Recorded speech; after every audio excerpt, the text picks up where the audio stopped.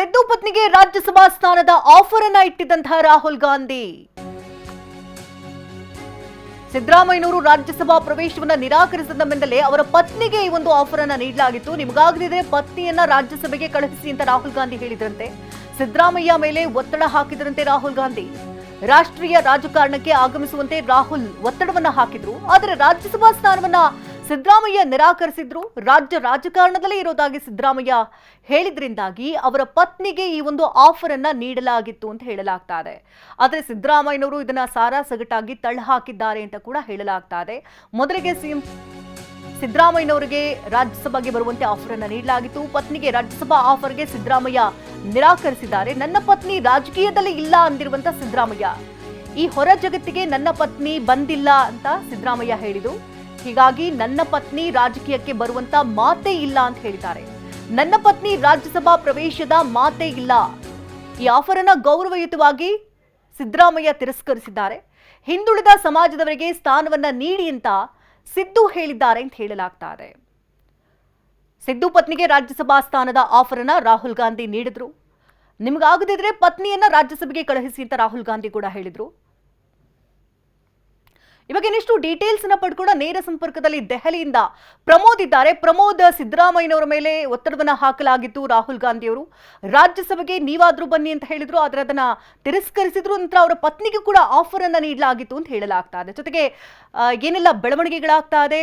ಮೊದಲ ಪಟ್ಟಿ ಮಧ್ಯಾಹ್ನದೊತ್ತಿಗೆ ಸಿದ್ಧವಾಗಬಹುದಾ?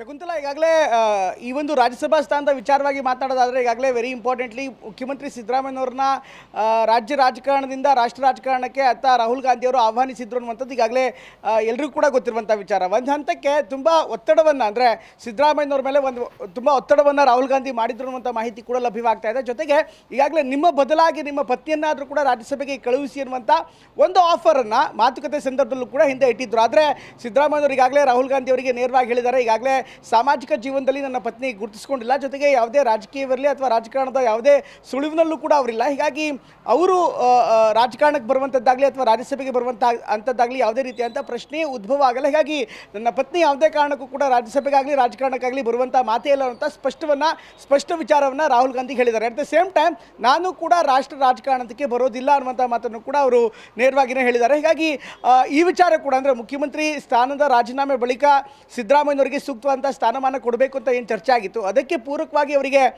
ರಾಜ್ಯಸಭೆಯ ಜೊತೆ ಸ್ಥಾನವನ್ನು ಆಫರ್ ಮಾಡಲಾಗಿತ್ತು. ಅದಾದ ಬಳಿಕ ಅವ್ರು ಯಾವಾಗ ಒಪ್ಕೊಂಡಿಲ್ಲ ಅವರ ಪತ್ನಿಯ ಹೆಸರನ್ನು ಕೂಡ ಅಲ್ಲಿ ಮುನ್ನೆಲೆಗೆ ತರಲಾಗಿತ್ತು. ಅದರ ಆಫರನ್ನು ಇಟ್ಟಿದ್ದು ಅನ್ನುವಂಥ ಮಾಹಿತಿ ಕೂಡ ಲಭ್ಯವಾಗ್ತಾ ಇದೆ. ಆದರೆ ಅವರ ರಾಜಕೀಯ ಜೀವನವನ್ನು ನೋಡ್ತಾ ಇದ್ರು ಸಿದ್ದರಾಮಯ್ಯನವರು ಯಾವತ್ತೂ ಕೂಡ ಕುಟುಂಬ ರಾಜಕಾರಣದಿಂದ ಹೊರತಾಗಿರುವಂಥ ಒಂದು ಇಮೇಜನ್ನು ಮೊದಲಿಂದಲೂ ಕೂಡ ಬೆಳೆಸ್ಕೊಂಡ್ಬಂದಿದ್ದಾರೆ. ಇಷ್ಟಾದರೂ ಕೂಡ ಯತೀಂದ್ರ ಅವರು MLC ಆಗಿ ಈಗ ಮಂತ್ರಿ ಆಗ್ತಾ ಇದ್ದಾರೆ. ಇದರ ಜೊತೆಗೆ ಮತ್ತೆ ಪತ್ನಿಗೆ ರಾಜ್ಯಸಭೆ ಸ್ಥಾನವನ್ನು ನೀಡಿದ ಸರಿಯಾದಂಥ ಸಂದೇಶ ರವಾನೆ ಆಗಲ್ಲ. ಎಲ್ಲ ಕಾರಣಗಳಿಗೋಸ್ಕರ, ಜೊತೆಗೆ ಸಿದ್ದರಾಮಯ್ಯನವರ ಪತ್ನಿಯು ಕೂಡ ಯಾವತ್ತೂ ರಾಜಕಾರಣ ಆಗಲಿ ಅಥವಾ ಸಾಮಾಜಿಕ ಜೀವನದಲ್ಲಿ ಅಷ್ಟಾಗಿ ಗುರುತಿಸಿಕೊಂಡಿಲ್ಲ. ಈ ಒಂದು ಕಾರಣಕ್ಕೋಸ್ಕರ ನಿರಾಕರಣೆ ಮಾಡಿದ್ದಾರೆ ಅಂತ ಮಾಹಿತಿ ಲಭ್ಯವಾಗ್ತಾ ಇದೆ. ಇದರ ಜೊತೆಗೆ ಇವತ್ತು ನಿಯೋಜಿತ ಮುಖ್ಯಮಂತ್ರಿ DK ಶಿವಕುಮಾರ್ ಹಾಗೂ ಸಿದ್ದರಾಮಯ್ಯನವರು ಕೂಡ ಈಗ ದೆಹಲಿಗೆ ಬರ್ತಾ ಇದ್ದಾರೆ. ದೆಹಲಿಯಲ್ಲಿ ಖರ್ಗೆ ಅವರ ನಿವಾಸದಲ್ಲಿ ಒಂದು ಸಭೆ ಇದೆ. ಈ ಸಭೆಯಲ್ಲಿ ಹಲವಾರು ವಿಷಯಗಳು ಚರ್ಚೆ ಆಗುತ್ತೆ. ಪ್ರಮುಖವಾಗಿ ಈಗಾಗಲೇ ಮೊದಲ ಪಟ್ಟಿ ಏನಿದೆ ಆ ಮೊದಲ ಪಟ್ಟಿಯ ಬಗ್ಗೆ ಇವತ್ತು ಚರ್ಚೆ ಆಗುವಂಥ ಸಾಧ್ಯತೆ ಇರುತ್ತೆ. ಬಹುಶಃ ರಾಹುಲ್ ಗಾಂಧಿ ಅವರಿಂದ ಒಂದು ಒಪ್ಪಿಗೆಯನ್ನು ತೆಗೆದುಕೊಳ್ಳುವಂಥ ಸಾಧ್ಯತೆ ಕೂಡ ದಟ್ಟವಾಗಿದೆ. ಕಾರಣ ರಾಹುಲ್ ಗಾಂಧಿ ಅವರು ಇವತ್ತು ರಾಜಸ್ಥಾನದ ಪ್ರವಾಸದಲ್ಲಿದ್ದಾರೆ. ರಾಜಸ್ಥಾನ ಪ್ರವಾಸ ಮುಗಿಸಿ ದೆಹಲಿಗೆ ವಾಪಸ್ ಆಗೋದು 4 ಗಂಟೆ ಅಥವಾ 5 ಗಂಟೆ ಆಗುತ್ತೆ. ಅದಾದ ಬಳಿಕ ಒಂದು ಪಟ್ಟಿ ಸಿದ್ಧಪಡಿಸಿ ಅವರ ಅಂತಿಮ ಒಪ್ಪಿಗೆಯನ್ನು ಪಡೆದು ಆನಂತರ ಕ್ಲಿಯರೆನ್ಸ್ ಕೊಡುವಂಥ ಸಾಧ್ಯತೆ ಇದೆ. ಇನ್ನು KPCC ಅಧ್ಯಕ್ಷ ಸ್ಥಾನ ಚರ್ಚೆ ಆದರೆ ಆಗ ಒಂದು ಸಭೆ ಅಥವಾ ಈ ಎಲ್ಲ ಮೀಟಿಂಗ್ಗಳು ನಾಳೆಗೂ ಕೂಡ ಮುಂದುವರಿಯುವಂಥ ಸಾಧ್ಯತೆ ದಟ್ಟವಾಗಿ ಕಂಡುಬರ್ತಾ ಇದೆ. ಶಕುಂತಲಾ, ಧನ್ಯವಾದ ಪ್ರಮೋದ್, ತಮ್ಮ ಲೈವ್ ಅಪ್ಡೇಟ್ಸ್ಗಾಗಿ.